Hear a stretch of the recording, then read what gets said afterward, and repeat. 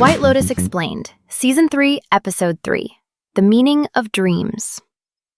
Timothy Ratliff faces confirmed federal charges for money laundering and bribery connected to Brunei government dealings through the Shokel Fund. Rick Hatchett revealed in therapy that his mother died of an overdose, and his father was murdered before he turned 10, but he refuses to heal. Belinda Lindsay, the spa manager from Season 1's Hawaii resort, is now at this Thai property on a fellowship, remembering how guest Tanya McQuoid once promised her funding that never materialized. Celebrity Jacqueline Lemon's childhood reunion with Kate and Lori has exposed competitive judgment beneath their affection. Timothy's federal charges are now confirmed: money laundering and bribery through the Shokel Fund connected to Brunei government dealings. His family still knows nothing. Victoria's getting spa treatments while he's facing prison time? Exactly. And Rick revealed his childhood trauma, his mother's overdose death, his father's murder, but he refused to actually engage with healing. Right. And Rita suggested meditation could help process that, and he immediately shut down. He admitted what happened, but won't work through it.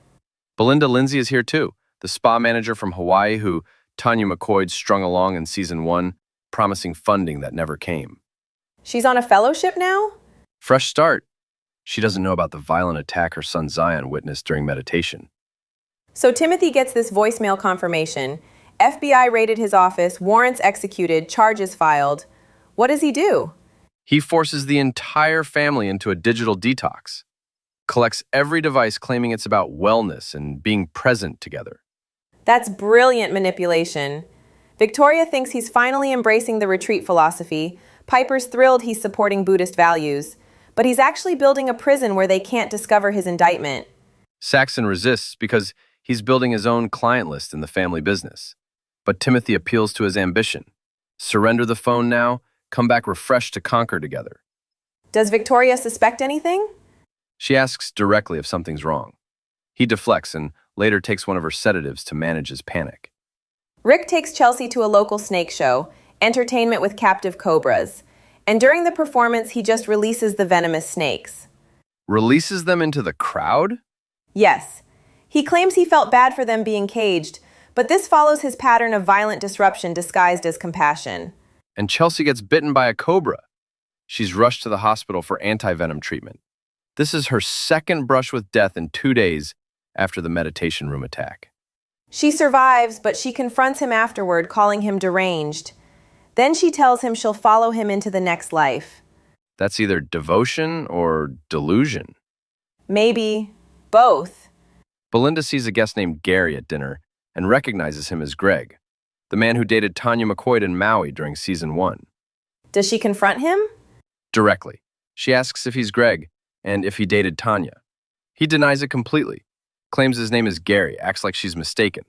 But Belinda spent weeks with Tanya in Hawaii.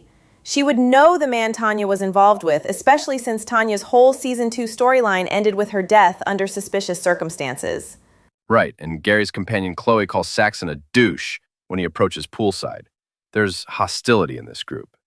What's Greg/Gary hiding? That's now a major open question, especially given Tanya's death and the fact he's using a different identity. Rick leaves a voicemail for someone in Bangkok saying he needs help with a couple of things. He calls him his old buddy. Not just meeting Jim Hollinger, then. Apparently not. Timothy's going to Bangkok for emergency legal counsel. Rick's going for multiple concealed reasons. And resort owner Sritala is visiting her stroke-recovering husband. 3 separate agendas converging. Meanwhile, the childhood friends reunion fractures when Jacqueline reveals she attends conservative Texas church every Sunday and is registered independent. Kate is shocked. She realizes Jacqueline likely voted for Trump. Their entire friendship was built on assumed shared values that no longer exist. And Piper successfully schedules her monastery interview for Friday at 2. But the bigger pattern is how wellness culture becomes the cover for every concealed crisis. Digital detox hides federal charges. Snake compassion masks violence. Reunion trips expose competitive judgment. And we still don't know who attacked Zion's meditation session, or whether Greg really is Greg, or what Rick's actual Bangkok agenda involves. Timothy's family cannot access phones, news, or the federal charges waiting outside. Rick calls a Bangkok contact for help with matters he won't name. Greg denies being Greg.